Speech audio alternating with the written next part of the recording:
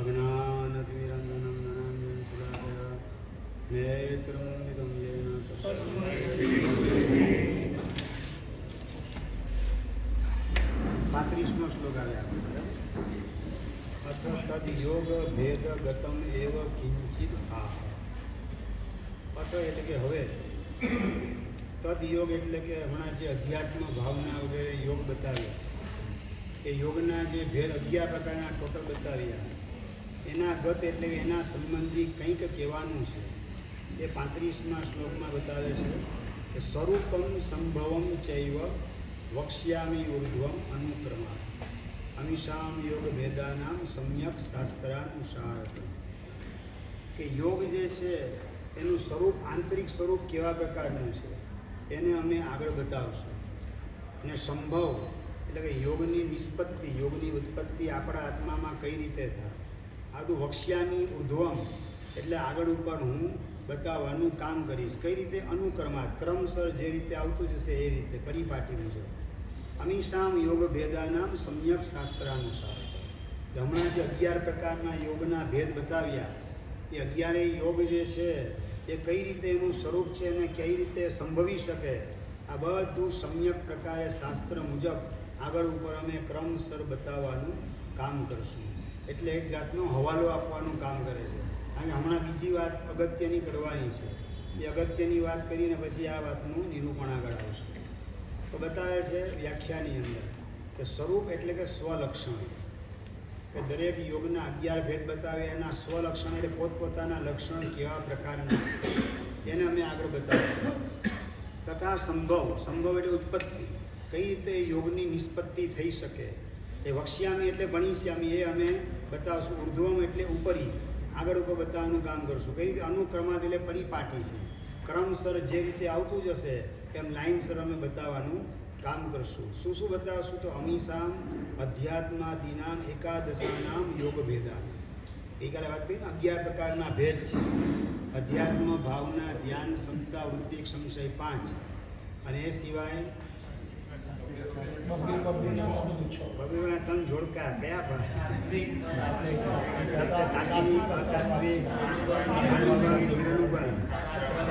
શાસ્ત્ર અને અનાસ્ત્ર. બરાબર છે. તો આ રીતે 6 ભેદ, 6 ને 5 11 ભેદ. એ 11 યોગના પ્રકારો છે એ બધાને સમ્યક શાસ્ત્ર મુજબ ભગવાનનું આગમ છે એને અનુસારે અમે કઈ રીતે એનું આંતરિક સ્વરૂપ છે અને કઈ રીતે સંભવી શકે એ આગળ ઉપર ક્રમસર બતાવવાનું કામ કરશું. તો અત્યારે શું બતાવનાર તમે? તો એનો જવાબ આપે છે 36મા શ્લોકમાં કે ઇદાનીમ તુ સમાસેન યોગ મહાત્મ્ય ઉચ્ય. અત્યારે તો અમે સંક્ષેપમાં યોગનું મહાત્મ્ય, યોગનો મહિમા એને દેખાડવાનું કામ કરીએ. અને નંબર 2 પૂર્વ સેવા ક્રમશ્ચૈવ. અને પૂર્વ સેવા, યોગની પૂર્વ સેવા એટલે શું અને એની અંદર શું શું આવે ને કઈ રીતે કરી શકાય, એનો ક્રમ કેવા પ્રકારે છે, આ 2 વસ્તુ અત્યારે તત્કાલ 2 વસ્તુ કહેવાનું કામ કરશું. એટલે અત્યારે યોગનો મહિમા દેખાડશે, યોગનો પ્રભાવ દેખાડશે, યોગનું કેવું સામર્થ્ય છે દેખાડશે, યોગનું શું શું ફળ આપણને પ્રાપ્ત થાય, એ બધું યોગના મહાત્મ્ય અંતર્ગત કથન સમજવાનું છે. અને બીજા નંબરમાં યોગની પૂર્વ સેવા, એની અંદર પણ 5 પ્રકારના પરિબળ આવે છે. એ 5 બાબતોને પણ વિસ્તારથી છણાવટ કરીને દેખાડવાનું કામ કરશું. તો શા માટે વાત આપણી શું હાલતી હતી? યોગને બતાવવાની. તો યોગના બદલે યોગની પૂર્વ સેવા તમે કેમ બતાવી ગયા? તો કે સતામ પ્રવૃત્તિ અંગત. જેમ કોઈએ ડૉક્ટર થવું છે તો તમારા દીકરાએ ડૉક્ટર થવું એટલે સીધ જો પહેલું બીજું ધોરણ બધું ઓવરટેક કરીને મેડિકલ કોલેજમાં દાખલ થઈ જાય, ચાલે કે ના ચાલે? 1 થી 12 ધોરણ એને પસાર કરવા પડે, સારા માર્ક્સ લાવવા પડે, તો પછી એને ચાન્સ મળે મેડિકલ કોલેજમાં દાખલ થવાનો.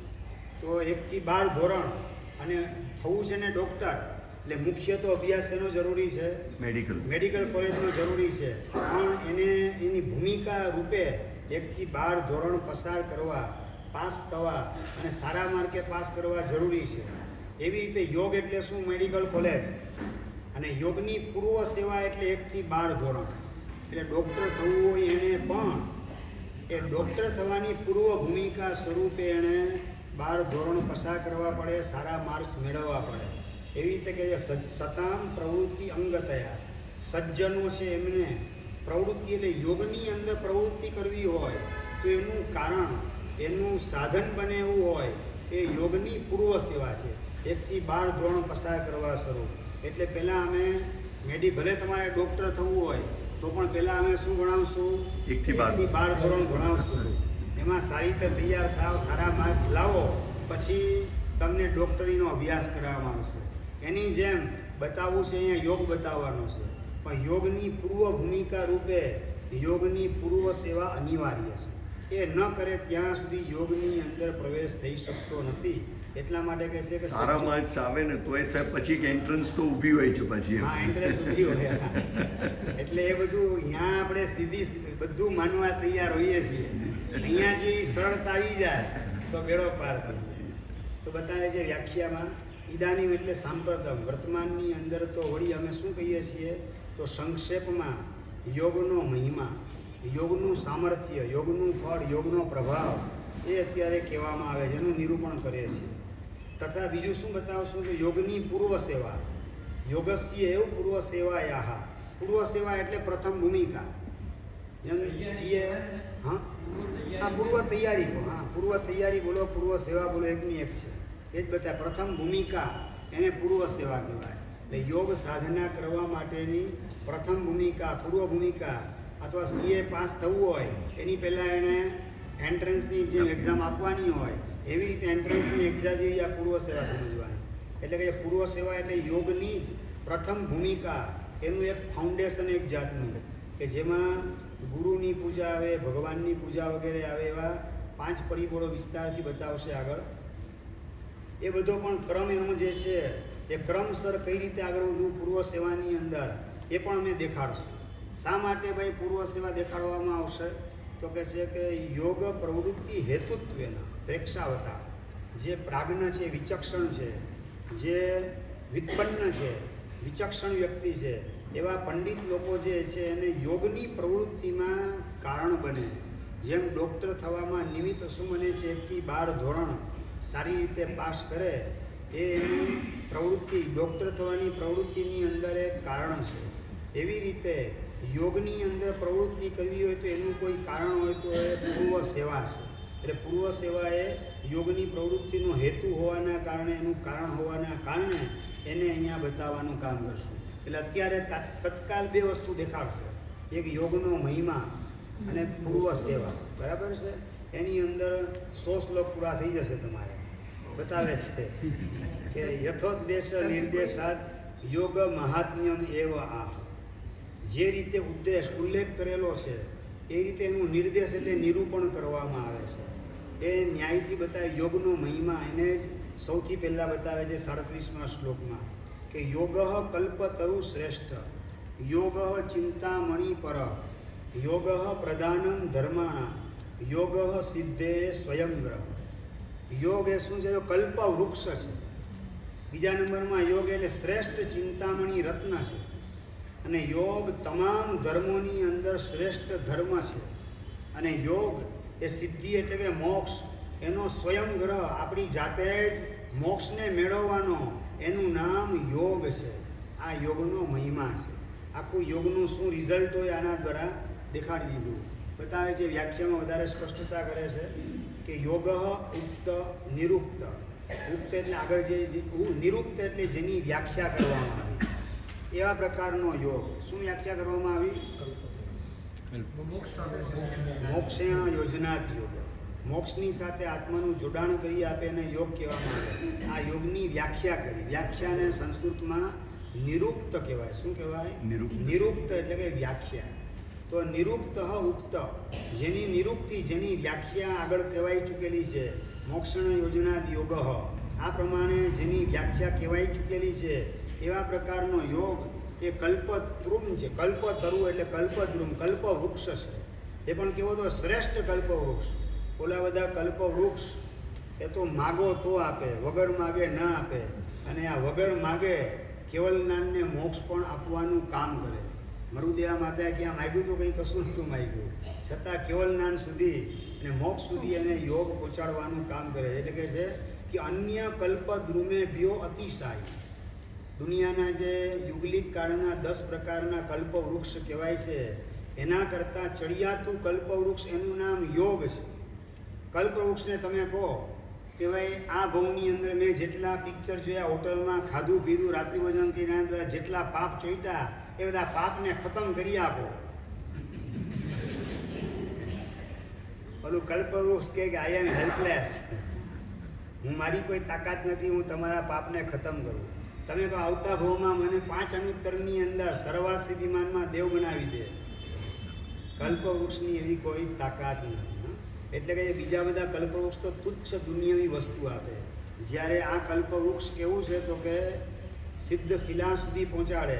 તો 5 અનુત્તર બોલો કે લોકાંતિક દેવ બોલો, એ બધું બાય પ્રોડક્ટ તરીકે આપવાનું કામ કરે. અને કેવલનાનને મોક્ષ સુધી પહોંચાડે એવા પ્રકારનું કલ્પવૃક્ષ કે જેના ફળ કેવલનાનને મોક્ષ છે. એટલે બીજા બધા દુનિયાવી યુગલિક કાળના કલ્પવૃક્ષ કરતાં અતિશય ચડિયાતું એવા પ્રકારનું શ્રેષ્ઠ કલ્પવૃક્ષ હોય તો એ યોગ છે. બીજા નંબરમાં કહે છે યોગ એ ચિંતામણી રત્ન છે, પ્રકૃષ્ટ ચિંતામણી રત્ન. ઓલું ચિંતામણી રત્ન હોય એની પાસે માગો તો આપે, એના વગર ન આપે. અને આ ચિંતામણી રત્ન કેવું છે, વગર માગે કેવલનાનને મોક્ષ સુધી પહોંચાડવાનું કામ કરે. ભરત ચક્રવર્તી માગવા ગયા હતા, પણ પોતાની સાત ભવથી અપ્રતિપાતી સાધના જે ચાલી આવે છે, જે યોગનો માર્ગ છે, એના પરિપાક સ્વરૂપે કેવલ જ્ઞાન આરિષા ભવનની અંદર પોતાને પ્રાપ્ત થઈ જાય છે. એટલે ચિંતામણી રત્ન પાસે ચિંતા એટલે વિકલ્પ, વિચાર, ઈચ્છા, રજૂઆત, આ બધું કરવું પડે પછી આપે. વગર માગે આપે એટલે અચિંત્ય ચિંતામણી હોય તો એ યોગ ધર્મ છે. અને આગળ કહે છે પ્રધાનમ વસ્તુ ધર્માણામ શેષ ધર્મ સ્થાનાના. તમામે તમામ ધર્મસ્થાન એટલે ધર્મ પ્રવૃત્તિઓ, એ તમામ યોગો, તમામ આરાધના, એની અંદર શ્રેષ્ઠ કોટીની કોઈ આરાધના હોય, શ્રેષ્ઠ કોટીનો કોઈ ધર્મ હોય તો એનું નામ યોગ છે. એટલે બીજા બધા યોગ મોક્ષની સાથે જોડવાના બદલે દેવલોક સુધી જોડી અને અટકી જાય એવી પણ સંભાવના છે. અભવ્ય દીક્ષા લે એટલે સંયમ જીવન વગેરે પાળે છે, પંચાચારનું પાલન કરે છે. એ પંચાચારનું પાલન સ્વરૂપ ધર્મ હતો એને 9મા ગ્રેવેક સુધી પહોંચાડી અને બાય બાય કરી દે. પછી મોક્ષ તરફ આગળ ધપાવવાનું કામ ન કરી શકે. જે અમે યોગ જે બતાવવા માગીએ છીએ એ બાય બાય કરીને રવાના નહીં થાય દેવલોકમાંથી, પણ ઠેઠ તમને કેવલનાનને મોક્ષ સુધી પહોંચાડવાનું કામ કરે. એટલે બીજા ધર્મસ્થાનો એટલે પંચાચારનું પાલન વગેરે ધર્મસ્થાનો છે, બધા કરતાં પણ ચડિયાતું હોય તો એ યોગ નામનું તત્વ છે. બધા ધર્મમાં ચડિયાતો ધર્મ. અને યોગ એ જ સિદ્ધિ એટલે નિવૃત્તિ એટલે કે મોક્ષ, એનો સ્વયં ગ્રહ હેતુત્વાદ સ્વયં ગ્રહ. મોક્ષને જાણે કે પોતાની જાતે જ સ્વીકારવાનું કામ કરે છે. એટલે મોક્ષને સ્વીકારવા માટેનો હાથ હોય તો એનું નામ યોગ છે. યોગ હાથ દ્વારા તમે જેમ પત્ની સાથે પાણી ગ્રહણ કરેલું એવી રીતે યોગ નામનો હાથ એ મુક્તિ કન્યાનું પાણી ગ્રહણ કરવા માટે એ હાથ સમાન છે. એવા પ્રકારનો આ યોગ છે. એ 4થા નંબરનું ફળ બતાવ્યું. તો અહીંયા પ્રશ્ન થાય કે યોગ શબ્દ મૂળ શ્લોકમાં કેટલી વાર 4 વખત વાપરવામાં આવેલો છે. 4 ઉપમા આપી એ 4 વખત યોગ યોગ યોગ યોગ 4 વાર બતાવેલું છે. તો કહે છે યદત્ર પુનઃ પુનઃ યોગ શબ્દ ઉપાદાન તદ અસ્ય અત્યંતમ આદરણીયતા ખ્યાપનાર્થ. કે વારંવાર એટલે 4 વાર યોગ શબ્દને મૂળ શ્લોકમાં હરિભદ્ર સ્વામીમાં જે લીધેલો છે, ઉપાદાન એટલે કે લીધેલો છે, ગ્રહણ કરેલો છે, એ શા માટે? તો કે તદ એટલે તે વસ્તુ, એ અસ્ય એટલે યોગસ્ય, યોગ એ અત્યંત આદરણીય છે, અત્યંત બહુમાનનો વિષય બનાવવા લાયક છે, એવું આપણને જણાવવા માટે હરિભદ્ર સ્વામીમાં જે 4 વખત યોગ શબ્દ વાપરેલો છે. અહીંયા જે રીતે યોગનો મહિમા બતાવે છે એવી રીતે યોગશાસ્ત્રના પહેલા પ્રકાશમાં પણ શરૂઆતના 8-10 શ્લોકની અંદર યોગનો મહિમા વિસ્તારથી બતાવેલ છે. આગળ બતાવે છે મહિમા કે તથા ચ જન્મ બીજ અગ્નિ યોગ જરસોપી જરા પરા યોગ દુઃખાનામ રાજરક્ષ્માયમ યોગ અને મૃત્યો મૃત્યુ ઉદાહૃત યોગ. યોગ શું બતાવેલ છે? તો જન્મરૂપી બીજ એને બાળી નાખવા માટે કોઈ અગ્નિ હોય તો એ યોગ સાધના છે. યોગ સાધના પુનર્જન્મનું બીજ એને બાળી નાખવું એના માટે અગ્નિ સમાન હોય તો આ યોગ સાધના છે. એવી રીતે ઘડપણ જે છે એને પણ ઘરડું કરી નાખવાની તાકાત એક એમાં છે, યોગની અંદર છે. એટલે જે જરસોપી પરાજરા, જરા એટલે ઘડપણ, ઘડપણનું પણ શ્રેષ્ઠ ઘડપણ એટલે ઘડપણ પણ ખતમ થઈ જાય એવા પ્રકારનું કોઈ કાર્ય કરનારું પરિબળ હોય તો એ યોગ છે. એવી રીતે દુઃખાનામ રાજ યક્ષ્માય, રાજ યક્ષ્મા એટલે રાજરોગ. ટીબી વગેરે પહેલાંના કાળમાં રાજરોગ કહેવાતા, અત્યારના કાળમાં કેન્સર વગેરે કહેવાય. બરાબર? તો કેન્સર વગેરે જેમ રોગ કહેવાય, એવી રીતે તમામે તમામ દુઃખો એને લાગુ પડી જતો રાજરોગ હોય તો એનું નામ યોગ છે. એટલે દુઃખને રોગ લાગુ પડી ગયો એટલે કે દુઃખ ખતમ થઈ ગયા કહેવાનો મતલબ એમ છે. અને મૃત્યો પરમ મૃત્યુ અયમ ઉદાહૃત, મોતનું પણ મોત લાવવાનું કોઈ પરિબળ હોય તો એ યોગ છે. એટલે મોતનું પણ મોત લાવનારું પરિબળ એનાથી બીજું આપણને જોઈએ શું? એટલે જે કંઈ મેળવવા જેવું આ ભવમાં હોય તો એ યોગ મેળવવા જેવો છે એમ કહેવા માંગે છે. ટીકામાં બતાવે છે તથા ચ શબ્દ સમુચ્ચય અગ્નિ ઉપમાઓનો સંગ્રહ કરવા માટે છે કે જન્મ બીજ અગ્નિ, બીજને વાવો એટલે શું થાય? એમાંથી ઝાડ ઉગે, પાછું એમાં ફળ ઉગે, ફળમાં પાછું બીજ હોય, પાછું એ બીજને વાવો એટલે ફરીથી ઝાડ ઉગે. એટલે બીજ દ્વારા વૃક્ષની પરંપરા આગળ ચાલે અને પછી એ આમાંથી જંગલ ઊભું થતાં વાર ન લાગે. એવી રીતે કે છે સંસારનું જંગલ ઊભું થાય છે એ શેના કારણે? જન્મરૂપી બીજ એને વારંવાર આત્મભૂમિમાં વાવણી એની કરે રાખીએ છીએ, એના કારણે આ નવા નવા જન્મ ધારણ કરવા પડે છે. પણ એ જન્મરૂપી બીજ, જન્મનું જે બીજ છે એને બાળી નાખનાર અગ્નિ હોય તો એ યોગ છે. એટલે પુનર્જન્મ કારણ, વારંવાર જન્મવાનું જે કારણ હોય એ કોણ છે? તો કે આપણા અંદરમાં રહેલા કર્મ છે. અને કર્મની પણ એક પ્રકારની શક્તિ છે કે શક્તિ શું કરે છે?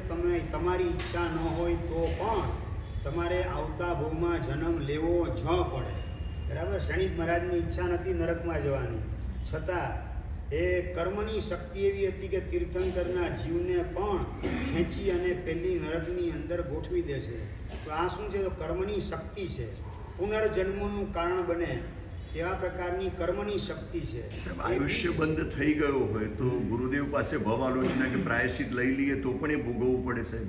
આયુષ્ય બંધાઈ ગયું પછી તીર્થંકર ભગવાન એ પણ એમાંથી બહાર ન છોડાવી શકે, કાઢી ન શકે, તો પછી આલોચના વગેરે તો આપણને કેવી રીતે બહાર કાઢીશું? બરાબર? એટલે ભગવાન કહે છે ને કે બંધ સમયે ચિત્ત ચેતીએ ઉદય સ્વસંતા. બરાબર છે? એટલે બાંધતી વખતે આપણે સાવધાન રહીએ, 24 કલાક જાગૃતિ આપણે રાખીએ, એ જ એનો ઈલાજ છે. એ સિવાય બીજો કોઈ ઈલાજ હોતો નથી. બરાબર? એટલે કહે છે કે કર્મ શક્તિ દાહકારી, કર્મની શક્તિ જે પુનર્જન્મનું કારણ છે એને બાળી નાખનાર કોઈ અગ્નિ હોય તો એ યોગ છે. અને જરસોપી એટલે જરાયા અપી જરા, જરા એટલે શું? ઘડપણ. ઘડપણ એટલે શું થાય? તો કે આપણી આવરદા એની હાનિ થઈ છે. ઘણી બધી આવરદા આપણી ઓછી થઈ ગઈ છે, હવે થોડું જ બાકી રહ્યું છે, બહુ જ ગઈ થોડી રહી એવી સ્થિતિ જે જણાવે એને શું કહેવાય? ઘડપણ. અને એવા ઘડપણનું પણ ઘડપણ હોય, પ્રકૃષ્ટ ઘડપણ, તો એ યોગ છે. કેમ? વયોહાનિ કારણત્વાર, એટલે કે એની આવરદા ખૂબ હવે ઓછી છે, ઘડપણની આવરદા પણ ઘટી ગઈ. તો ઘડપણની આવરદાને પણ ઘટાડી નાખનાર હોય તો એ યોગ નામનું પરિબળ છે. એટલે ઘડપણને અટકાવી દે. તમને દેવલોક મળે એટલે ઘડપણ આવે જ નહીં. અહીંથી દેવલોકમાં જાઓ એટલે ઘડપણ દેવલોકમાં હોતું નથી. અને અહીંયાથી પછી જો ઉત્કૃષ્ટ ભાવના અહીંયા તમે કરેલી હોય અને જો તીર્થંકર થયા તો તીર્થંકરને ઘડપણ નથી હોતું. ખ્યાલ આવે જ ને? ઘડપણનું ઘડપણ આવી ગયું ને પૂરેપૂરું, ઘડપણનું મોત આવી ગયું એમ સમજી લો તમે.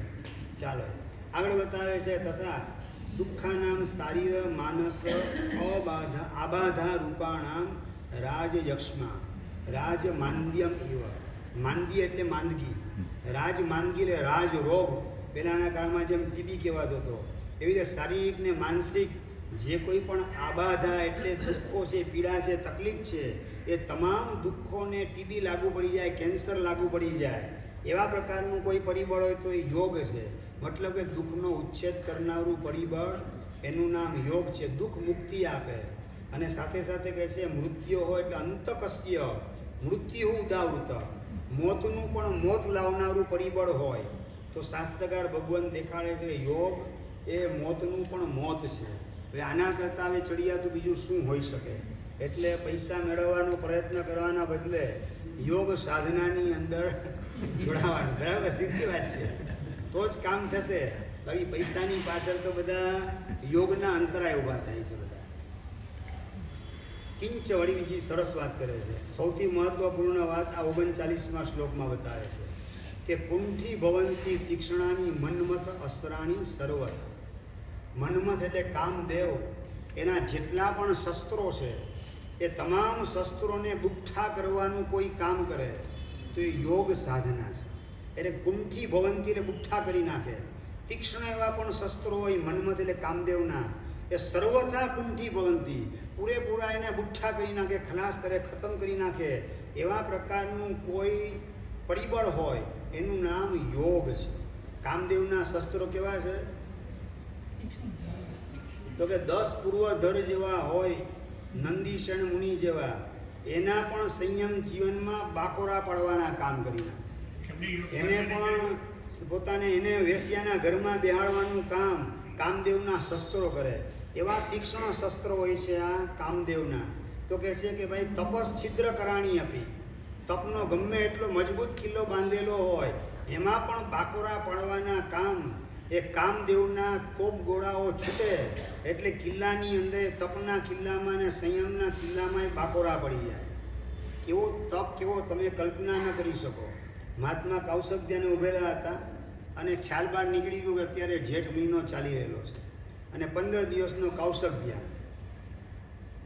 ચોવિયારા ઉપવાસ તો ખરા જ, એમાં કૌશગ્યા જેઠ મહિનો છે ભૂલાઈ ગયો ને નદીની વચ્ચોવચ ઊભા રહી ગયા અને વરસાદ માર પડ્યો અને નદીમાં પૂર આવ્યું. અને મહાત્મા તો કૌશગ્યાને રહેલા છે ખબર નથી, દેહ ભાન ભૂલી ગયેલા છે. અને કુદરત કેવી સહાય કરે કે નદી હતી એને પોતાનો કિનારો બીજો રસ્તો લઈ લીધો. જે પ્રવાહ પોતાનો રોજ દર વર્ષે નેચરલ પ્રવાહ હતો એ રસ્તો ફેરવી બીજા રસ્તેથી નદી વળી અને આગળ વધે છે. આવી તપની તાકાત, આવો તપનો મજબૂત કિલ્લો હતો. અને છતાં એ મહાત્મા આ નદીનો કિનારો વાળી દે. નદીના કિનારાને શું કહેવાય ડૉક્ટર સાહેબ? પુલ કહેવાય. શું કે પુલ? પુલ એટલે નદીનો કિનારો. એને વાળી દીધો એટલે નામ પડી ગયું કુલ વાલક. અને આવા મુનિને પણ વેશ્યા દ્વારા એનું પતન કરાવી અને નરક ભેગા કરવાનું કામ કામદેવના શસ્ત્રોએ કરેલું છે. આ કુદરત ઉપર આટલું આધિપત્ય મેળવી શકે એવી તપ સાધનાનો મજબૂત કિલ્લો, એમાંય બાકોરા પાડી નાખે, કામદેવના તોપ ગોળા છૂટે, બાકોરા પડી જાય અને એ તપનો કિલ્લો પણ ભસ્મીભૂત થઈ ગયો, ખલાસ થઈ ગયો. પણ આવા પણ કામદેવના શસ્ત્ર જો યોગરૂપી કવચ પહેરેલું હોય તો પછી કહે છે યોગ વર્મ આવૃતે ચિત્તે કુંઠી ભવંતી તીક્ષ્ણાની શસ્ત્રાણી. કામદેવના તીક્ષ્ણ શસ્ત્ર પણ યોગનું કવચ પોતાના ચિત્તની અંદર ચારે બાજુ મજબૂત રીતે ગોઠવેલું હોય તો કામદેવના શસ્ત્રો પણ બધા ખતમ થઈ જાય, ખલાસ થઈ જાય છે. બતાવે છે, વ્યાખ્યામાં વધારે સ્પષ્ટતા કરે છે કે કુંઠી ભવંતી એટલે મંદાની જાયંતે. કામદેવના શસ્ત્રો બધા કેવા થઈ જાય? બુઠ્ઠા થઈ જાય, મંદ થઈ જાય, મતલબ કે પાવરલેસ થઈ જાય. કેવા તીક્ષ્ણ એટલે નિશ્ચિત ધાર એવા શસ્ત્રો હોય, તોપના ગોળા વગેરે છોડેલા હોય એવા કામદેવના શસ્ત્રો બધા. કામદેવનું બીજું નામ શું છે? પંચબાણ. કામદેવના શસ્ત્ર ખબર છે ને કયા કયા શસ્ત્ર? 5 શસ્ત્ર છે કામદેવના, 5 બાણ. શબ્દ, રસ, રૂપ, ગંધ અને સ્પર્શ. 5 ઇન્દ્રિયના 5 વિષયો એ કામદેવના શસ્ત્રો છે, આપણને પછાડનારા. અને એને પણ પાડવાનું કામ કરનાર હોય તો યોગ નામનું કવચ છે. એટલે કહે છે કે શબ્દાદિ વિષય રૂપાણી કામ શસ્ત્રાણી. શબ્દ, રૂપ, રસ, ગંધ, સ્પર્શ આ 5 પ્રકારના ઇન્દ્રિયના વિષયો એ કામદેવના શસ્ત્રો છે, પતન કરાવનારા. એ પણ સર્વ પ્રકારે કુંઠિત થઈ જાય એટલે કે બુઠ્ઠા થઈ જાય. ક્યાં બુઠ્ઠા થઈ જાય? તો યોગરૂપી સન્નાહ. સન્નાહ એટલે બખ્તર. યોગનું બખ્તર જેણે પહેરેલું છે એવા પ્રકારનું પોતાનું મન બનાવી દીધું કે મનના કિલ્લાની ઉપર એવા પ્રકારના યોગના બખ્તર ગોઠવેલા છે કે જેના કારણે કામદેવના તોપ ગોળા છૂટે તો પણ એમાં બાકોરું પાડી શકે નહીં. અને કામદેવના શસ્ત્રો કેવા તો કહે છે કે કીદૃશાની કેવા પ્રકારના તપસ છિદ્ર કરાણી આપી, એટલે કે માંસખોણના પારણે માંસખોણ વગેરે તપ કરતા હોય એવા તપથી પણ ભ્રંશ કરે, એવા તપથી પણ આપણને ભ્રષ્ટ કરી નાખે તેવા પ્રકારના ઉગ્ર શસ્ત્રો, તીક્ષ્ણ શસ્ત્રો હોય. અને એવા શસ્ત્રોને પણ ખલાસ કરવાની તાકાત એ યોગની અંદર છે. એટલે કે છે તથાવિધ યોગ વિકલાનામ તપસ્વીનામ, એવા પ્રકારનું યોગ નામનું કવચ જેણે પહેરેલું નથી. જેમ વાત કરીને કુલવાલક મુનિ, તો કુલવાલક મુનિએ યોગ નામનું કવચ નથી પહેરેલું અને માત્ર તપના માર્ગે દોડવાનું કામ કરેલા છે. તો એ અજ્ઞાની એવા કુલવાલક મુનિ કે યોગ વિકલ, યોગ નામની શક્તિ એની પાસે નથી રહેલી. એટલે આપણે 6 પ્રકારના આવશ્યક રોજે રોજ કરીને પ્રતિકાળમાં એ બધો વ્યવહારથી યોગ કહેવાય છે. તપ, સ્વાધ્યાય, જાપ, કૌશક, ધ્યાન, સ્વાધ્યાય, પઠન, પાઠન, વ્યાખ્યાન, આ બધું વ્યવહારથી યોગ કહેવાય છે. નિશ્ચયથી યોગ કયો કહેવાય? વ્યવહારના જેટલા પણ યોગ છે ને એ મુખ્યપણે પુણ્યનું પ્રોડક્શન કરવાનું કામ. અને નિશ્ચયનો યોગ શું કરે તો કે ભીતરમાં કર્મનો ઝપાટા બંધ નિકાલ કરવાનું કામ. અંદરના કુસંસ્કારો, પાપના મલિન અનુબંધ વગેરે એને ઝપાટા બંધ ખાલી કરવાનું કામ એ નિશ્ચયનો યોગ કરે છે. અને એ નિશ્ચયનો યોગ એ તો અંતરના પરિણામો છે. એ આપણે કોઈના અંદરના પરિણામ જાણી શકતા નથી, જોઈ શકતા નથી. પણ બહારથી સ્વાધ્યાય કરતા હોય, તપ કરતા હોય, ત્યાગ કરતા હોય, ભગવાનની ભક્તિ કરતા હોય, જ્ઞાન મહાત્માની સેવા કરતા હોય, તો આ બધાના માધ્યમથી તમે ગેસ કરી શકો, અનુમાન કરી શકો કે ભાઈ આ તપસ્વી છે, આ તો આરાધક છે. તો એ અનુમાન તમે કરો છો એ વ્યવહારથી યોગ કહેવાય. અંદરના પરિણામ એ નથી જોઈ શકતા. બાકી ભગવાને શા માટે કહેવું પડે કે હમણાં જો કાળ કરે તો 7મી નરકે જાય, આવું પ્રસન્નચંદ્ર રાજર્ષિ માટે ભગવાને શા માટે કહેવું પડે?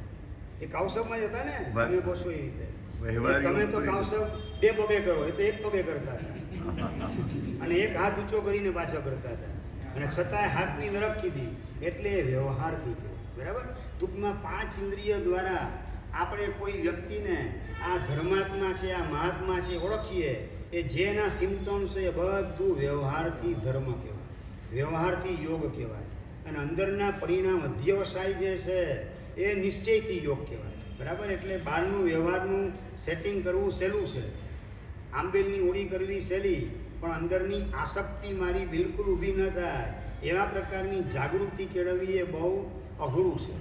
સંસ્કૃત, પ્રાકૃત, ન્યાય, વ્યાકરણ બધું ભણવું સહેલું, બીજાને પાઠ આપવા પણ સહેલા છે. પણ એ બધું કરવા છતાં અંદરમાં લેશ માત્ર અભિમાન ઊભું ન થવા દેવું એ બહુ અઘરું કામ છે. એટલે અંતરની એવી યોગની પરિણતિ આવે, આઈ એમ નથિંગ, માત્ર પ્રભુની કૃપાથી આ બધું ચાલી રહેલું છે. થેન્ક્સ એ લોર્ડ, ભગવાનને ધન્યવાદની લાગણી પહોંચાડે અને પોતે અત્યંત તુચ્છ છે, અધમાધમ અધિક પતિત સકલ જગતમાં હું, આવા પ્રકારનો અંદરનો અભિપ્રાય સબકોન્શિયસ માઇન્ડની અંદર પોતે ગોઠવેલો હોય, જેના કારણે કોઈ ચણાના ઝાડ ઉપર ચડાવે તો ચડી ન જાય, પતનના માર્ગે ગોઠવાઈ ન જાય. તો આ બધું અંદરની જાગૃતિના આધારે છે. એ જીવની યોગ્યતા, પાત્રતા અને એવી સમજણ, હળુકર્મીપણું આ બધું હોય એના આધારે એવી અંદરની જાગૃતિ ટકાવે તો નિશ્ચયથી યોગ એને પ્રાપ્ત થઈ શકે છે. એટલે અહીંયા જે બતાવ્યું છે તપ વગેરે અને મહાત્મા કૌશકે હતા એ બધું વ્યવહારથી યોગ છે. પણ નિશ્ચયનો યોગ અંદરના પરિણામ જે આત્માને મોક્ષની સાથે જોડી આપે, દેવલોક સાથે પણ નહીં, દુર્ગતિની સાથે પણ નહીં, તેવા પ્રકારના પરિણામની સજાવટ કરવી એને નિશ્ચયથી યોગ કહેવાય. એ બહુ અતિ દુષ્કર કામ છે. થોડે દિવસે તારા તોડવા કરતાં અઘરું કામ છે.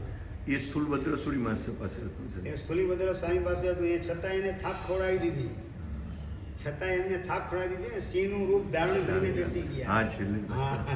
એટલે આ બહુ આમાં છે ને મગજ આપણું કઈ કામ ન કરી શકે. આપણે આણમ તાણમ કહીને જાણમ ગુરુ વાક્ય પ્રમાણ ભગવદ વાક્ય, ભગવાનની વાત સાચી, ભગવાને કીધું એ સાચું. બસ ભગવાનના કેવલમાં જ્ઞાનમાં જે જોયેલું છે એ મારા માટે પ્રમાણભૂત છે. બાકી મેં આમ કર્યું ને મેં તેમ કર્યું એ બધું આડું અવડું કંઈક આપણી જાતને હાઇલાઇટ કરવામાં ગોઠવાઈ ગયા તો પતન થતાં વાર ન લાગે. એટલે કે માસક સમણ વગેરે તપ એનાથી પણ ભ્રષ્ટ કરી નાખે એવા પ્રકારના કામદેવના શસ્ત્ર છે. હમણાં વાત કરી ને કુલવાલક મુનિની વાત કરી, તો તથા પ્રકારના યોગ વિકલ તપસ્વી. યોગ એટલે અંતરના નિશ્ચયનો યોગ જેને કહેવાય કે આત્માનું સટાક કરતું મોક્ષની સાથે કનેક્શન જોડી આપે. 1, 2, 3 ભાવની અંદર ફેસલો થઈ જાય, આત્માનું કામ પૂરું થઈ જાય એવું આંતરિક કનેક્શન મોક્ષ સાથે સતત જોડાયેલું હોય એ કનેક્શન જેને યોગ કહેવાય. ને આવા યોગથી શૂન્ય એવા જે બાહ્ય તપસ્વી હોય એના માંસકમણના પાણે, માંસકમણના તપ વગેરે એનાથી પણ ભ્રષ્ટ કરનારું પરિબળ હોય તો આ કામદેવના શસ્ત્રો છે. કુલવાલક મુનિને વેશ્યાએ જ સંયમ માર્ગથી ભ્રષ્ટ કરવાનું કામ કરેલું હતું. તો આ રીતે યોગ એ કામદેવને પણ ખલાસ કરે, ખતમ કરે. એ 9મા નંબરની ઉપમા આપી આપણે. હવે 10મા નંબરની વાત કરે છે કે અક્ષર દ્વયમપી એતત સૂર્યમાણમ વિધાનતઃ ગીતમ પાપ ક્ષયાય ઉચ્ચૈહિ યોગ સિદ્ધૈહિ મહાત્મની. યોગ એટલે કેટલા અક્ષર છે? 2 અક્ષર. અક્ષર દ્વયમપી એતત. નવકાર મંત્રમાં તો 68 અક્ષર લેવા પડે તમારે. અને પેલું પદ માનો કે લો નમો અર્યંતાણમ, તોય 7 અક્ષર તો તમારે લેવા જ પડે છે. બરાબર? આખો નમસ્કાર મંત્રની ખાલી પેલું પદ લો તો 7 અક્ષર લેવા પડે. યોગમાં તો કેટલા?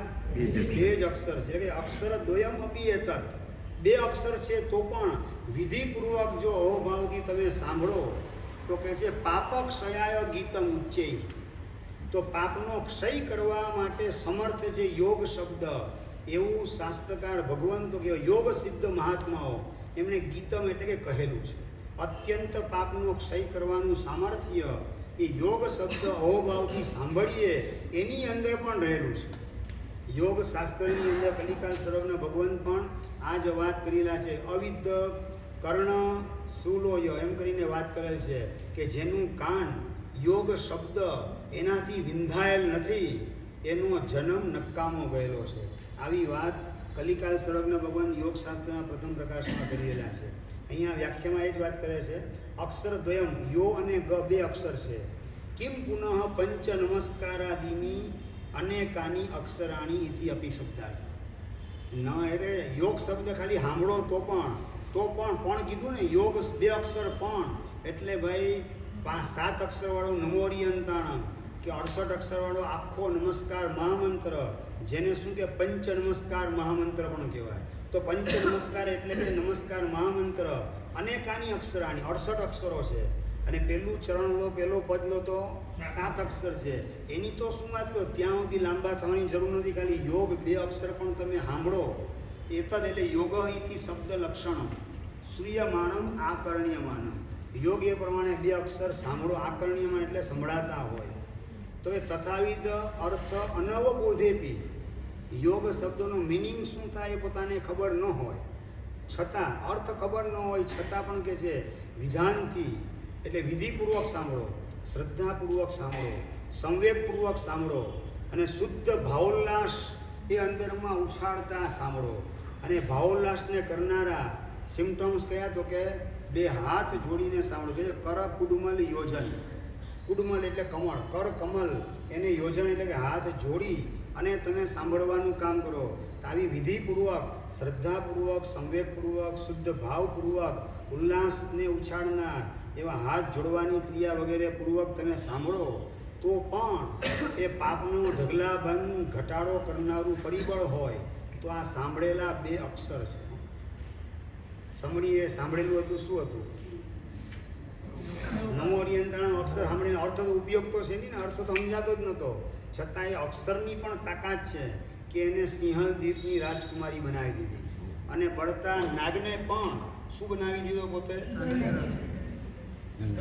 ધર્ણેન્દ્ર બનાવવાનું કામ, પદ્માવતી બનાવવાનું કામ. બરાબર? એટલે શું થઈ ગયું તો કે આ યોગ શબ્દ એ તમે ખાલી બહુમાનપૂર્વક સાંભળો, ઉપયોગ કદાચ તમારો ન હોય, અર્થ ન સમજાતો હોય તો પણ એ શબ્દની તાકાત છે કે ઢગલાબંધ કર્મને ખપાવી નાખે.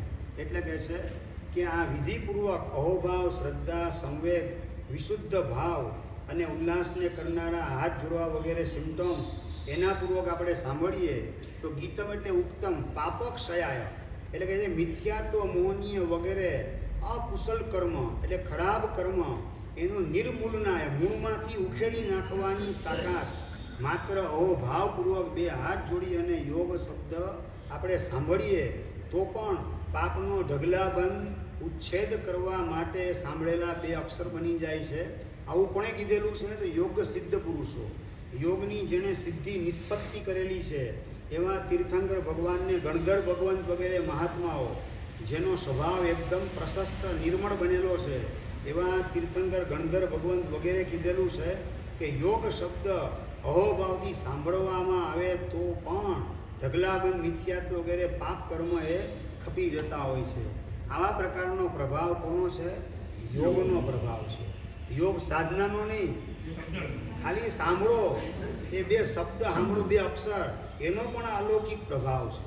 તથા કરીને વાત કરે છે કે મલિનસ્ય યથા એમનો વન્ને શુદ્ધિર નિયોગત યોગાગ્નેહ ચેતસ તદ્વત અવિદ્યા મલિનાત્મન કે જેમ મેલું એટલે ખાણમાંથી નીકળેલું સોનું કેવું હોય? મેલું હોય, કચરાવાળું હોય, છતાં અગ્નિની ભઠ્ઠીમાંથી પસાર થાય તો એકદમ શુદ્ધ બની જાય. નિયોગત એટલે નિયમમાં અગ્નિની અંદર શુદ્ધિ આવી જાય, એવી સોનામાં શુદ્ધિ આવી જાય અગ્નિના પ્રતાપે. એવી રીતે વન્ની શબ્દ જે છે ને એ 5મી વિભક્તિ છે ને હેમનો એ 6ઠ્ઠી વિભક્તિ છે. એટલે વન્નીના અગ્નિના કારણે સોનાની અંદર શુદ્ધિ નિયમમાં પ્રાપ્ત થાય, ભલે ગમે એટલું મેલું હોય, કચરાવાળું હોય તો પણ. એવી રીતે કહે છે યોગરૂપી અગ્નિ એ આપણા ચિત્તની અંદર પ્રવેશ કરે અને આપણું ચિત્ત કેવું હોય તો કે અવિદ્યા મલિનાત્મન, અવિદ્યાથી જેનું આત્મા એટલે કે સ્વરૂપ મલિન થયેલું છે એવા પ્રકારનું આપણું ચિત્ત હોય તો પણ એને શુદ્ધ કરવાનું નિયમા કામ કોણ કરે છે? યોગ કરે છે. એ જ બતાવે છે વ્યાખ્યાની અંદર કે મલિન એટલે શું? તાંબુ, પિત્તળ, કચરો વગેરે ઢગલાબંધ મેલથી વ્યાપ્ત. બહુલ એટલે પ્રચુર, જેમાં મેલ ઘણો બધો છે. 1 કિલો માટી સોનાની ખાણમાંથી કાઢો ને, સોનું કેટલું નીકળે? 1 ગ્રામ ને 2 ગ્રામ નીકળે. 1000 ગ્રામ એમાંથી 1 ગ્રામ કે 2 ગ્રામ માંડ નીકળે, બાકી તો બધો કચરો. એટલે કે કચરા બહુલ એવું સોનું હોય જે ખાણમાંથી નીકળે ત્યારે. પણ અગ્નિ યથા એટલે દ્રષ્ટાની રજૂઆત માટે છે કે સુવર્ણ એ ભલે કચરાથી વ્યાપ્ત હોય છતાં વૈશ્વાનર એટલે અગ્નિના માધ્યમથી એ અવશ્ય નિર્મળ થાય છે. નિયમા એટલે અવશ્ય એ નિર્મળ થઈ જાય છે સોનું, કારણ કે શુદ્ધ કારણાના સ્વકાર્ય અવ્યભિચાર. જે કારણો શુદ્ધ છે અને સ્ટ્રોંગ છે એ પોતાનું કાર્ય કરવામાં એને કોઈ વિસંવાદ હોતો જ નથી. નિયમા એ પોતાનું કામ કરે જ. એટલે અગ્નિ એક એવું જે શુદ્ધ કારણ છે, શુદ્ધિ ઉત્પન્ન કરવાનું કારણ છે. એટલે નિયમા ગમે એટલું કચરાવાળું સોનું હોય, ભઠ્ઠીમાં નાખો એટલે કચરો બધો બળી જાય, સોનું હોય એ બચી જાય, રહી જાય. ને આ રીતે સોનાને નિર્મળ ચોખ્ખું કરવાનું કામ અગ્નિ કરે છે.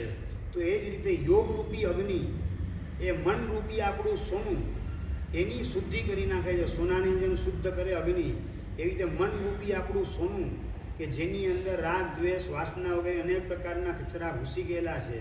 એ જ કે અવિદ્યા મલિનાત્મન. અવિદ્યા એટલે સદભૂત વસ્તુ વિષય ભ્રાંતિ વશ અશુદ્ધિભૂત સ્વરૂપસ્ય. આપણે શોર્ટમાં લઈએ તો શું એનું? અવિદ્યાથી મલિન છે આત્મા જેનું. અવિદ્યા એટલે શું? તો ભ્રાંતિ. અવિદ્યાનો મતલબ શું? ભ્રમ. કયો ભ્રમ? તો કે હું એટલે શરીર. એ અનાદિકાળનો સૌથી પહેલો ભ્રમ છે અને એના જ કારણે મિથ્યાત્વ, અવિરતિ, કષાય એની પાસે બધા જોડાતા જાય છે. એટલે કહે છે કે અવિદ્યા એટલે કે ભ્રાંતિ. ભ્રાંતિ એટલે કે મિથ્યાત્વ. હું એટલે શરીર. એ ભ્રાંતિ વશ એટલે અવિદ્યા, મિથ્યાત્વને વશ અશુદ્ધિભૂત સ્વરૂપસ્ય, જેનું સ્વરૂપ મલિન થઈ ગયેલું છે. કોનું? ચિત્તનું. આપણું ચિત્ત કેવું છે? તો કે મલિન બનેલું છે મિથ્યાત્વના કારણે, ભ્રાંતિના કારણે, અવિદ્યાના કારણે. તો કે છે એ અવિદ્યા અને ભ્રાંતિ વગેરે છે કેવી? તો કે સદભૂત વસ્તુ વિષય ભ્રાંતિ. સદભૂત એટલે વાસ્તવિક વસ્તુ. આત્મા કેવો છે? વાસ્તવિક પદાર્થ છે. અને એને વિશે ભ્રાંતિ રહી ગઈ. એટલે શું? તો કે હું કાળો ને હું ગોરો, મને ભૂખ લાગી, મને તરસ લાગી, મને થાક લાગે છે, મને ઊંઘ આવે છે. આ બધું શું થઈ ગયું? આત્માનો આરોપ શરીરમાં કરી દીધો. ભૂખ આત્માને લાગે કે શરીરને લાગે? શરીરને લાગે. છતાં મને ભૂખ લાગી છે, હું એટલે આત્મા, અને મને ભૂખ લાગી છે. એ શું થયું? વાસ્તવમાં ભૂખ કોને લાગેલી છે? શરીરને. ને હું બોલું છું મને ભૂખ લાગી, એનો મતલબ કે મને શરીર માનીને વાત કરી છે. એટલે એનું નામ સદભૂત, એટલે વાસ્તવિક વસ્તુ આત્મા. એને વિશે ભ્રાંતિ ઊભી થઈ ગઈ. કઈ ભ્રાંતિ? તો કે હું શરીરરૂપ છું. મારે શું કેવું છે? બોલવાનું તમે શું કરો છો એનો તો પ્રશ્ન છે નહીં. તમારી સમજણ કઈ છે એની અહીંયા વાત ચાલે છે. બોલવાની તો તમે ગાંડાના સમાજમાં રહ્યા હોય તો ગાંડા જેવું બોલવું પડે. સીધી વાત છે, બરાબર. પણ સમજણ તો આપણી ચોખ્ખી હોય ને. આપણી સમજણ જો આપણે ચોખ્ખી ન રાખીએ તો આપણે પણ ગાંડા થઈ ગયા, મિથ્યાત્વી થઈ ગયા પછી. એટલે મને ભૂખ લાગી છે બોલીએ ત્યારે આપણને ખ્યાલ હોય કે આ પાડોશી માટે બોલું છું. બાકી તો મને તો કોઈ ઓળખતું જ નથી. મને આપણને ઓળખે છે કોણ દુનિયામાં? કોઈ કેવલનાની સિવાય આપણને પણ ઓળખે છે. આપણને જોવાનું કામ કેવલનાની છે. અવધિ જ્ઞાની પણ ન કરે. મનોપ્રયોગ જ્ઞાની પણ આપણને ન જોઈ શકે. જોઈ શકે? અવધિ જ્ઞાનનો વિષય શું છે? પૂતગલ છે. અને મનોપ્રયોગ જ્ઞાન એનો પણ વિષય શું છે? પૂતગલ, મનોવર્ગણા ખાલી. તો આપણે થોડા પૂતગલ રૂપ છીએ. આપણે તો આત્મા લેવા મનોપ્રયોગ જ્ઞાની અને અવધિ જ્ઞાની પણ ન જોઈ શકે. માત્ર કેવલ જ્ઞાની, મતીને શ્રુતનું તો કામ છે જ નહીં. એટલે માત્ર કેવલ જ્ઞાની આપણને જોઈ શકે. દુનિયામાં તો કોઈ જે કોઈ આપણી આસપાસમાં ગોઠવાયેલા છે આપણને જોતા નથી. તો પછી મને ભૂખ લાગી ને મને તરસ લાગી છે હું બોલું, એ આપણે એ વખતે સમજણ હોય કે આ બધા મને દેહ રૂપે સમજે છે, એટલે આ દેહને ઉદ્દેશી, પાડોશીને ઉદ્દેશીને આ બધો વ્યવહાર હું કરી રહેલો છું. આવી અંદરમાં સમજણ રાખી અને મને ભૂખ લાગી છે એમ બોલતા હો તો મિથ્યાત્વ ન ચોટે. અને વાસ્તવિક રૂપે મને ભૂખ લાગે, મને ખરેખર મને ભૂખ લાગી છે, ખરેખર કહું છું મને ભૂખ લાગી, જલ્દી આપો ખાવાનું, તો મિથ્યાત્વ ન ઓળખતું હોય તો વળગી જાય. કારણ કે હું મને શરીર રૂપે જ માનું છું. બરાબર છે? એટલે કે છે કે સદભૂત વસ્તુ વિષય ભ્રાંતિ, એનું નામ મિથ્યાત્વ છે. સદભૂત એટલે વાસ્તવિક વસ્તુ આત્મા છે, અને આત્મા વિશે જ સૌથી ભ્રાંતિ. મતલબ કે પોતાના વિશે ભ્રાંતિ રહી ગઈ અનાદિકાળ. એનું નામ મિથ્યાત્વ છે. અને એનાથી આત્મા અશુદ્ધ થયેલ છે. એ જ બતાવે છે ભ્રાંતિ વશ અશુદ્ધિ ભવત સ્વરૂપસ્ય. જેનું સ્વરૂપ મલિન થઈ ગયેલું છે, એટલે આપણું ચિત્ત મલિન થયું એનું મૂળભૂત કારણ હોય તો એ મિથ્યાત્વ છે. એટલે જેટલું મિથ્યાત્વ અંદરનું ઓગળે એટલા આપણે નિર્મળ થઈએ. તો મિથ્યાત્વને જે ઓગાળે એનું નામ યોગ.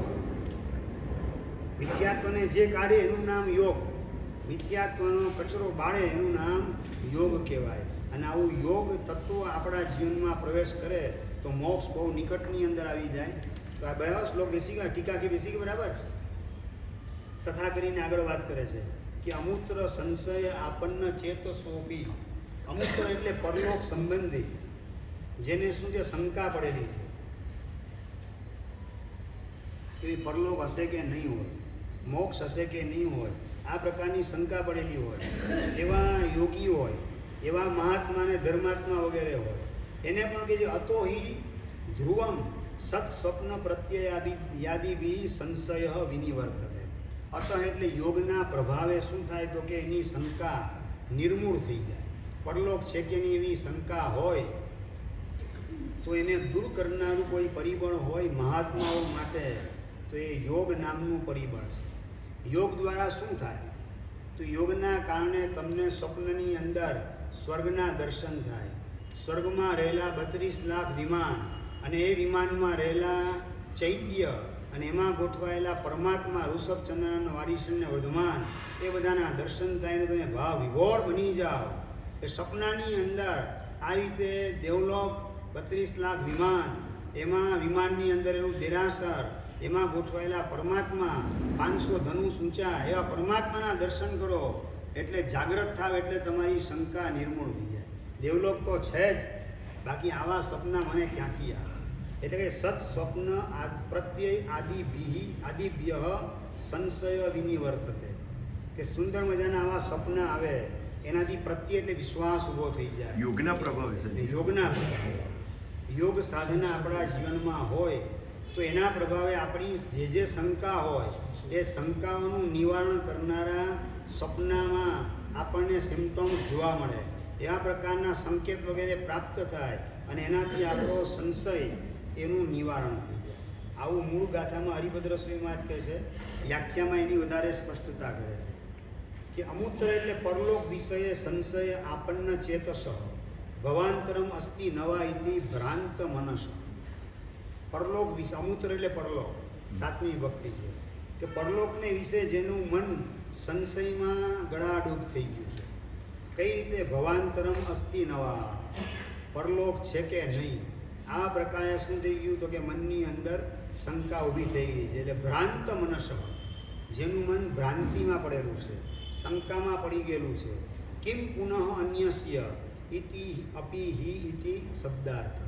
અપીને હિ શબ્દ મૂળ ગાથામાં છે સંશય આપન્ન ચેતસો પી હિ.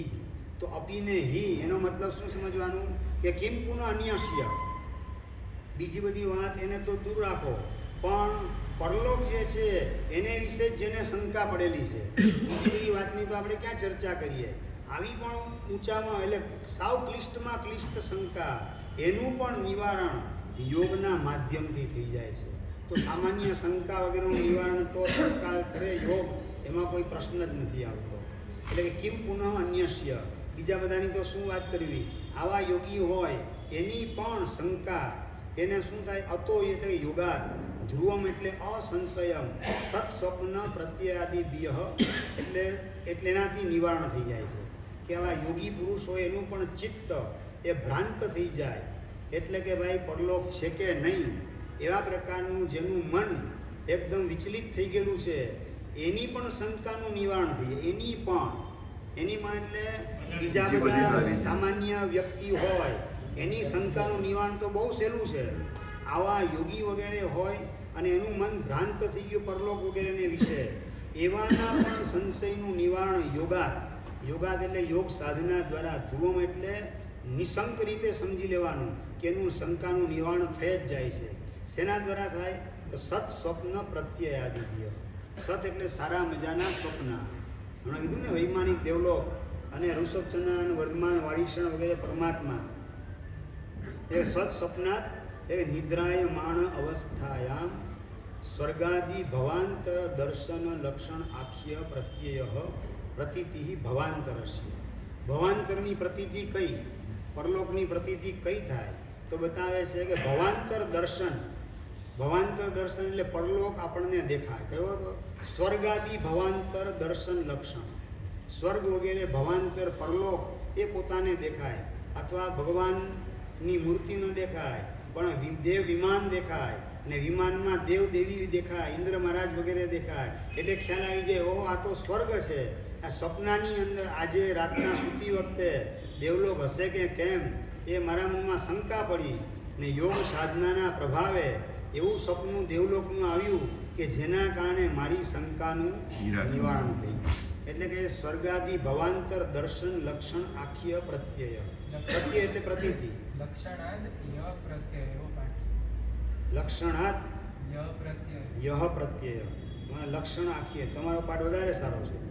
લક્ષણથી લક્ષણ શું? સ્વર્ગાદિ દર્શન લક્ષણાત સ્વપ્નાત. સ્વપ્નાત 5મી ભક્તિ છે. સત સ્વપ્નાત સુંદર મજાનું સપનું. સુંદર મજાનું સપનું ક્યારે આવે? તો નિદ્રાયમાણ અવસ્થાયામ સ્વર્ગાદિ ભવાંતર દર્શન લક્ષણા. કે નિદ્રાયમાણ એટલે અર્ધ જાગ્રત અવસ્થા અને અર્ધ સુસુપ્ત અવસ્થા હોય એવી અવસ્થાની અંદર દેવલોક વગેરે પરલોક એને દેખાવાથી શું દેખાવા સ્વરૂપ શું છે? સુંદર મજાનું સપનું. એના દ્વારા જે વિશ્વાસ ઊભો થઈ જાય. કેનો વિશ્વાસ? પરલોકનો. એટલે ભવાંતરસ્ય પ્રતીતિ. ભવાંતર એટલે પરલોકની પ્રતીતિ, પરલોકનો વિશ્વાસ પોતાને ઊભો થઈ જાય. એટલે એના દ્વારા શું થાય? તો દેવલોક પરલોક સંબંધી શંકાનું નિવારણ થઈ જાય. બરાબર? એટલે સ્વર્ગાદિ ભવાંતર દર્શન લક્ષણાત યહ પ્રત્યય. સત સ્વપ્નાદ એનું વિશેષણ છે, એનું સ્વરૂપ છે કે ભાઈ સત સ્વપ્ન એટલે કે ઊંઘની અવસ્થાની અંદર દેવલોક વગેરે પરલોક એ જોવા સ્વરૂપ જે સુંદર મજાનું સપનું, એનાથી જે વિશ્વાસ ઊભો થાય, એટલે કે ભવાંતરની પ્રતીતિ ઊભી થઈ જાય. આદિ શબ્દાત નિજ ઉહાપુહ તથાવિધ આગમ અભ્યાસજન્ય પ્રત્યયગ્રહ તેભ્ય સકાશાત સંશય સંદેશ વિનિવર્તતે ઉપરમતે. આદિ શબ્દથી મૂળ ગાથામાં આદિ લખેલું છે ને, સત સ્વપ્ન પ્રત્યય આદિભ્ય. તો સત સુંદર મજાનું સપનું વગેરે, તો બી એનાથી વગેરે શબ્દથી બીજું શું શું લેવાનું? તો કે જે વગેરે શબ્દ દ્વારા નિજ ઉહાપોહ, પોતાનો ઉહાપો ચિંતન મનન વગેરે કરે, એનાથી પણ પોતાને શું થાય? તો કે પરલોક છે એવા પ્રકારનો વિશ્વાસ ઊભો થઈ જાય. એટલે કે જે પોતાનો ઉહાપો કરવા દ્વારા. અને ત્રીજા નંબરનું કારણ બતાવે છે તથાવિધ આગમ અભ્યાસ. એવા પ્રકારનો શાસ્ત્રનો ઊંડાણથી અભ્યાસ કરેલો હોય, એ અભ્યાસ કરવાના કારણે પણ દેવલોક છે કે નહીં એ શંકાનું ઓટોમેટિક નિવારણ થઈ જાય. તો આ રીતે કે આદિ શબ્દથી પોતાનો ઉહાપો લેવાનો અને તેવા પ્રકારનો શાસ્ત્રનો આગમનો અભ્યાસ વગેરે લેવાનો. અને એ બધાથી જન્ય એટલે ઉત્પન્ન થનાર પ્રત્યય એટલે વિશ્વાસ, એ બધાને તમારે આદિ શબ્દથી ગ્રહણ કરી લેવાનું. અને તેભ્ય સકાશાત એટલે કે સુંદર મજાનું સપનું અથવા તો ઉહાપો અથવા તો આગમનો અભ્યાસ, આ બધાથી ઉત્પન્ન થયેલો જે વિશ્વાસ છે એના દ્વારા સંશય વિનિવર્તતે, એના દ્વારા પરલોક સંબંધી શંકા હોય એ રવાના થઈ જાય. ઉપરમતી એટલે વિરામ પામી જાય છે. કેમ આવું તમે શેના આધારે કહેશો?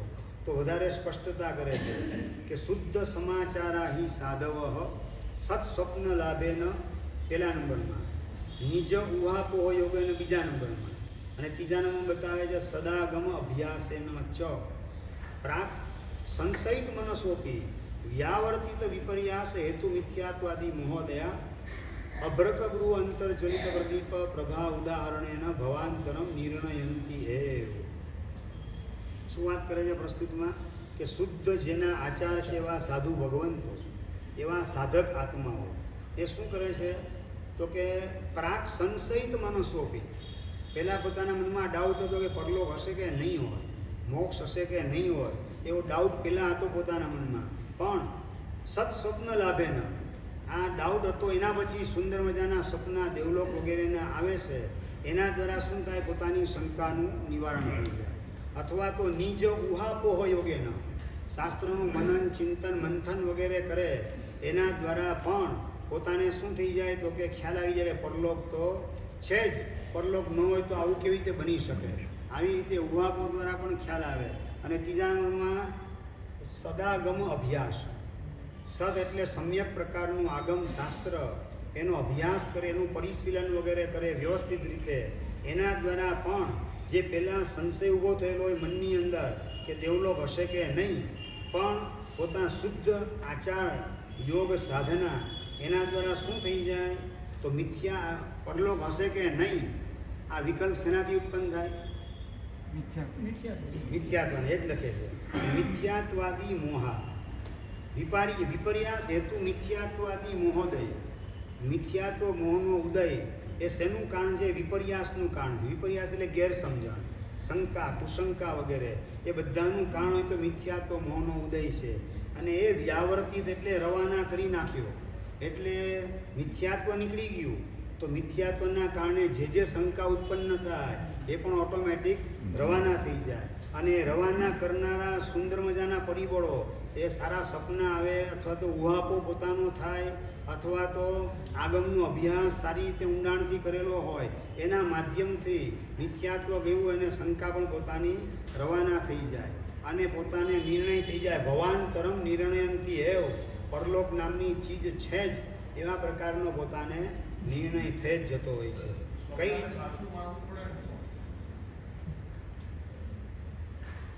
એક મંજુલાબેન નામના શ્રાવિકા હતા અને સ્કૂલેથી છોકરાને મૂકીને ઘરે આવતા હતા.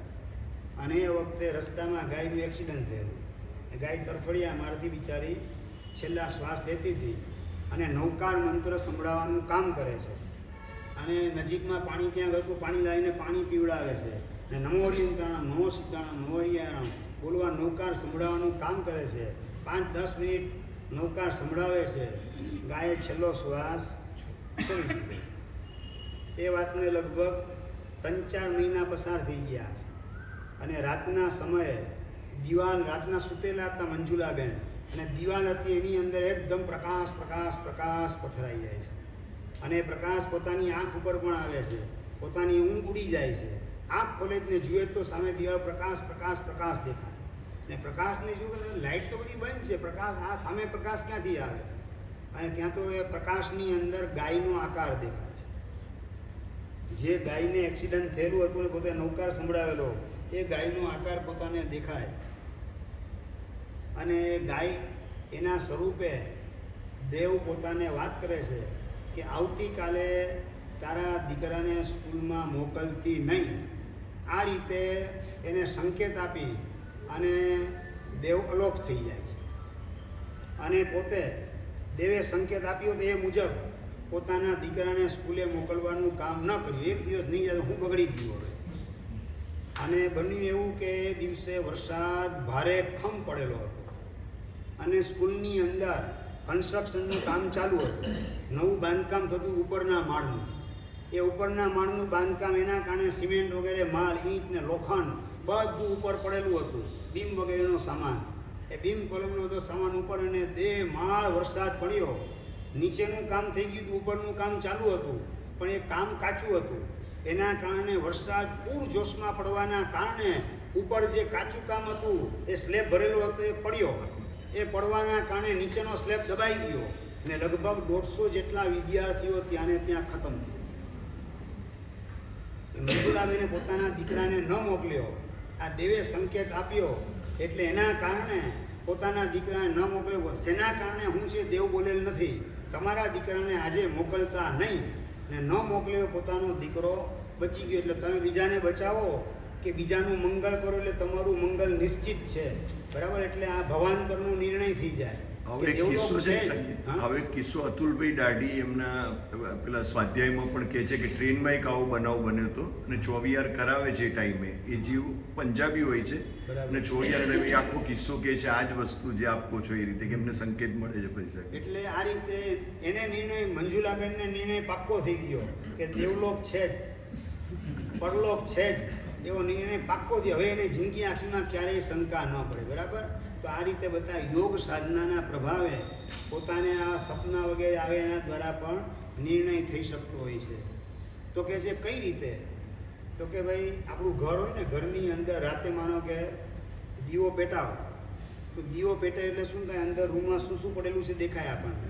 એ ઘરમાં શું છે એ દેખાય, ઘરની બહાર શું છે એ ન દેખાય, બરાબર છે? પણ નંબર 2, તમારું ઘર ઈંટ સિમેન્ટ ને ચૂનાનું છે એના બદલે આખું અભરકનું ઘર બનાવો. કેનું બનાવો?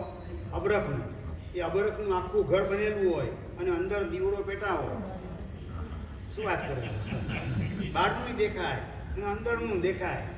અંદરનું એટલે આ ભવનું પણ દેખાય. યોગનો દીવડો પેટાવીએ ને અભરકનું ઘર બનેલું હોય તો આ ભવનું એટલે અંદરનું દેખાય, ને પરભવનું એટલે બહારનું પણ પોતાને દેખાય. એ જ બતાવે છે.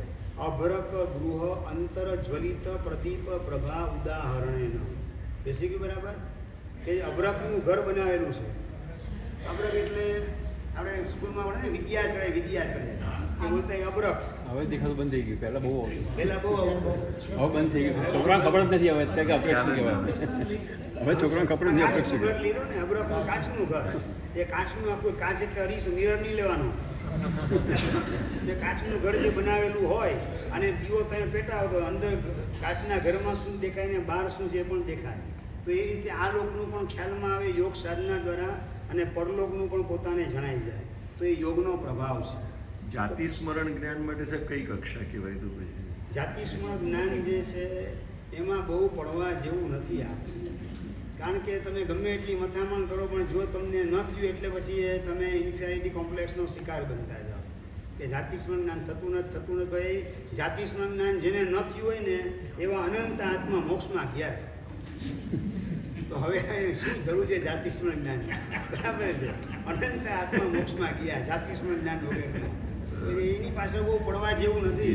થઈ ગયું તો ઠીક છે, ન થયું તો બહુ ચિંતા કરવાની જરૂરત નથી. જાતિ સ્મરણ જ્ઞાન થાય એટલે તમે દીક્ષા લઈ જ લો એવી ગેરંટી નથી. સમજાય છે? લઈ જ લો એવી ગેરંટી ખરી? એવી ગેરંટી નથી. કેવલચંદભાઈ નામના એક ભાગશાળી છે, એને જાતિ સ્મરણ જ્ઞાન દીધું.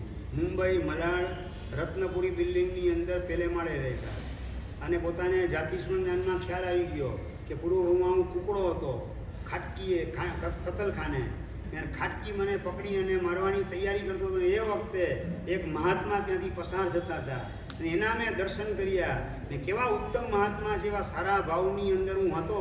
અને એ વખતે કસાએ મારી ડોક મરડી નાખી અને એ સારા ભાવના પ્રતાપે આયુષ્ય ત્યારે બંધાયું. અત્યારે માનવ ભાવને જીન શાસનમાં આવી ગયો. નામ એનું કેવલચંદભાઈ, દીક્ષા નથી લીધી તોય. એટલે આવું છે, સમજી ગયા હોય. એટલે જાતિસ્મરણ થાય એટલે દીક્ષા લઈ લે એવી કોઈ ગેરંટી નથી પાછી. એટલે એના કરતાં તો આપણે જે છે ને આ સાધનાનો માર્ગ, રાગ દ્વેષને મોહના પરિણામ આપણા ખલાસ થાય એના પુરુષાર્થમાં લાગવાનું છે. એટલે કહે છે કે આ નચ વક્તવ્યમ સત સ્વપ્નો બી કથમ લભ્યતે. પ્રશ્ન ઊભો થાય કે સુંદર મજાના સપના મળે કઈ રીતે?